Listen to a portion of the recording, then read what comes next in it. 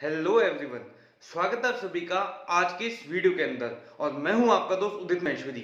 तो दोस्तों, आज की इस वीडियो के अंदर हम लोग डिस्कस करेंगे कोविड के बाद में आए एक नए ग्लोबल ट्रेंड के बारे में, जो कि है ग्लोबल सप्लाई शॉर्टेजेस का ट्रेंड। अब रिसेंट के अंदर कोरोना के आने के बाद में आप लोगों ने अक्सर ये सुना होगा कि कभी सेमीकंडक्टर्स की शॉर्टेज आ गई, कभी किसी केमिकल की शॉर्टेज आ गई, या फिर कभी चिप्स की शॉर्टेज आ गई। तो इस वीडियो के अंदर हम लोग बात करेंगे एक नई ग्लोबल शॉर्टेज के बारे में, जो कि है कोल की शॉर्टेजेस। और इसके साथ साथ में हम लोग ये भी देखेंगे कि ये जो कोल की शॉर्टेज आई है, इसका क्या इंपैक्ट पड़ने वाला है इंडियन सीमेंट कंपनीज के ऊपर में। क्योंकि ये जो कोल की शॉर्टेज है, ये काफी सीवियर मैटर है, क्योंकि यहाँ पे इस कोल की शॉर्टेज का डायरेक्ट लिंकेज है फॉसिल फ्यूल के साथ में, और मैन्युफैक्चरिंग और एनर्जी सेक्टर की कंपनीज के साथ में भी। और इसके साथ साथ में अगर हम लोग इंडिया की जितनी भी सीमेंट कंपनीज है, इनकी टोटल ऑपरेटिंग कॉस्ट का स्ट्रक्चर अगर देखेंगे, तो टोटल ऑपरेटिंग कॉस्ट में से 1/3 की जो कॉस्ट है वो अकेला पावर एंड फ्यूल की जो एक्सपेंसेस है वो उसको कवर कर लेते हैं। और यहाँ पे इंडिया के अंदर जो भी सीमेंट की कंपनी है, वो पावर एंड फ्यूल के लिए डिपेंडेंट रहती है 3 चीजों के ऊपर, और वो है कोल, लिग्नाइट और पेटकोक। तो यहाँ पे जो भी सीमेंट कंपनी है, वो अपनी पावर एंड फ्यूल की रिक्वायरमेंट को पूरा करने के लिए इन तीनों के कॉम्बिनेशन को यूज करती है, जिसके अंदर सबसे ज्यादा शेयर 60 से 70% का जो शेयर है वो अकेला पेटकोक ही कवर कर लेता है। ऐसा क्यों? ऐसा इस वजह से क्योंकि इसकी कैलोरीफिक वैल्यू जो है वो काफी हाई रहती है। लेकिन दोस्तों, यहाँ पे पिछले 12 महीने का डेटा अगर आप लोग उठा के देखेंगे, तो यहाँ पे कहानी में थोड़ा सा ट्विस्ट आ गया। ट्विस्ट ऐसे कि पेटकोक की जो प्राइसेस है वो $120 पर टन से भी ज्यादा की अब हो चुकी है, और पिछले 12 महीने के अंदर ये मोर देन डबल हो चुकी है। तो इस वजह से जो पेटकोक का use companies power and fuel के अंदर 60 से 70% तक कर रही थी, उन्होंने उस शेयर को ड्रास्टिकली कम कर दिया है। तो दोस्तों, अब यहाँ पे आगे बढ़ने से पहले अगर आपको हमारा वीडियो पसंद आता है, तो प्लीज दोस्तों मेरे इस वीडियो को लाइक करना, शेयर करना और मेरे इस चैनल को सब्सक्राइब करना भी ना भूलें।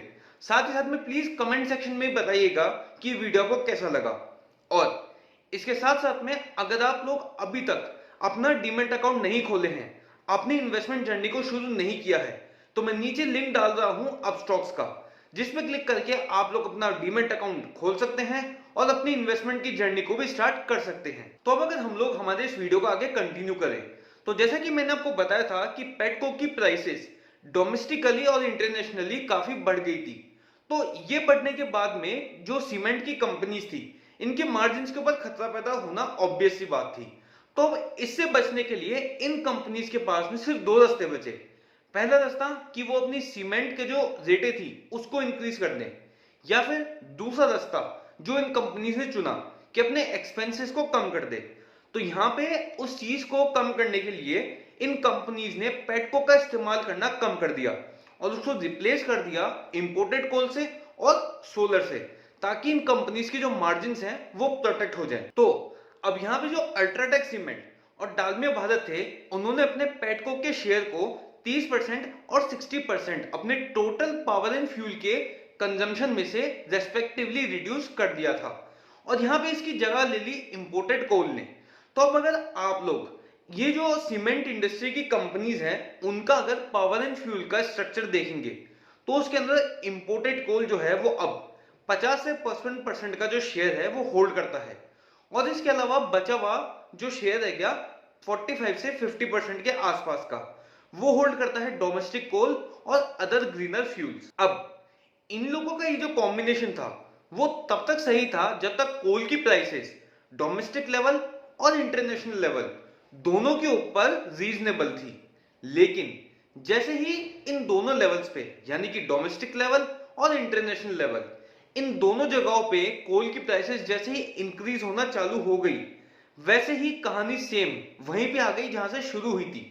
मार्जिन्स का इशू इन कंपनीज के सामने वापस से आके खड़ा हो गया था। और अब अगर हम लोग यहाँ पे इन कंपनीज का कॉस्ट स्ट्रक्चर देखें अभी के टाइम पे करंटली, तो यहाँ पे इन कंपनीज की जो लागत है वो 200 से 250 पर टन तक बढ़ चुकी है, और इसके साथ साथ में इन कंपनीज की जो ऑपरेटिंग मार्जिन है वो 300 से 400 बेसिस पॉइंट यानी कि 3 से 4% के आसपास में स्क्वीज हो चुके हैं। और इस चीज को काउंटर करने के लिए कंपनीज के पास में लास्ट ऑप्शन बचता है प्राइसेस को इंक्रीज करने का, लेकिन कंपनीज ने अभी तक वो स्टेप नहीं उठाया।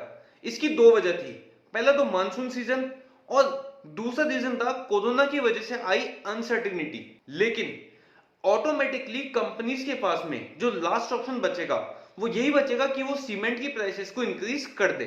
और अगर हम लोग यहाँ पे कोविड की वजह से जो डिस्ट्रप्शन आया है सीमेंट सेक्टर के अंदर उसको हटा करके देखें तो यहाँ पे जो इनपुट कॉस्ट के अंदर इन्फ्लेशन आया है उसकी दुगनी मार पड़ने वाली है जो रीजनल प्लेयर्स हैं सीमेंट सेक्टर के इंडिया के अंदर।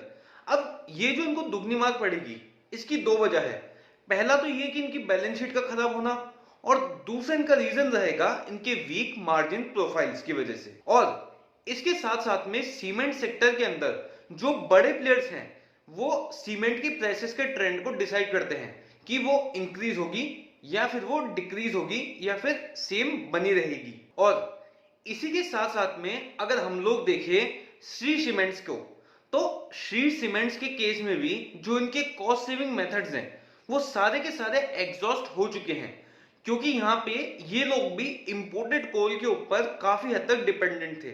और अब यहाँ पे इनके भी जो मार्जिन का प्रोफाइल है उसके ऊपर भी इंपैक्ट आने वाला है। तो अब अगर हम लोग लास्टली यहाँ पे बात करें कंक्लूजन में कि इन्वेस्टर को या फिर किसी पोजिशनल ट्रेडर को इस केस में क्या करना चाहिए, तो देखिए दोस्तों यहाँ पे एक सिंपल सा लॉजिक है, जब भी किसी सेक्टर के अंदर कोई भी मुसीबत आ चुकी होती है या फिर कोई भी मुसीबत आने वाली होती है तो उस केस में इन्वेस्टर को या फिर किसी भी इंडिविजुअल को या वो ट्रेडर हो या फिर वो पोजिशनल इन्वेस्टमेंट कर रहा हो तो उसको स्टिक रहना चाहिए मार्केट लीडर्स के साथ में, क्योंकि ऐसे समय में इन्वेस्टर्स को एक अच्छी खासी अपॉर्चुनिटी मिलती है कि वो मार्केट लीडर्स के शेयर्स को बाय कर सके काफी सस्ती रेट के अंदर। तो इस केस में डालमिया भारत, अल्ट्राटेक सीमेंट या फिर और कोई मार्केट लीडर के साथ में ही हम लोगों को स्टिक हो जाना चाहिए, क्योंकि ये जो मार्केट लीडर हैं ये वेल प्लेस्ड हैं इस एनर्जी डिस्ट्रप्शन को हैंडल करने के लिए, क्योंकि ये लोग डाइवर्सिफाइड हैं ऑल ओवर द ग्लोब। और इसके साथ साथ में इनके जो रिटेल वॉल्यूम्स का शेयर है वो भी in comparison to regional cement players वो हाई रहता है। तो दोस्तों ये था हमारा पूरा वीडियो इस टॉपिक के ऊपर। उम्मीद करते हैं कि वीडियो आपको पसंद आया होगा, तो प्लीज दोस्तों हमारे इस वीडियो को लाइक करना, शेयर करना और हमारे इस चैनल को सब्सक्राइब करना भी ना भूलें। साथ ही साथ में प्लीज हमें कमेंट सेक्शन में बताइएगा कि वीडियो को कैसा लगा और ऐसा सेम वीडियो आप नेक्स्ट कौन से टॉपिक के ऊपर देखना चाहते हैं। तब तक के लिए धन्यवाद।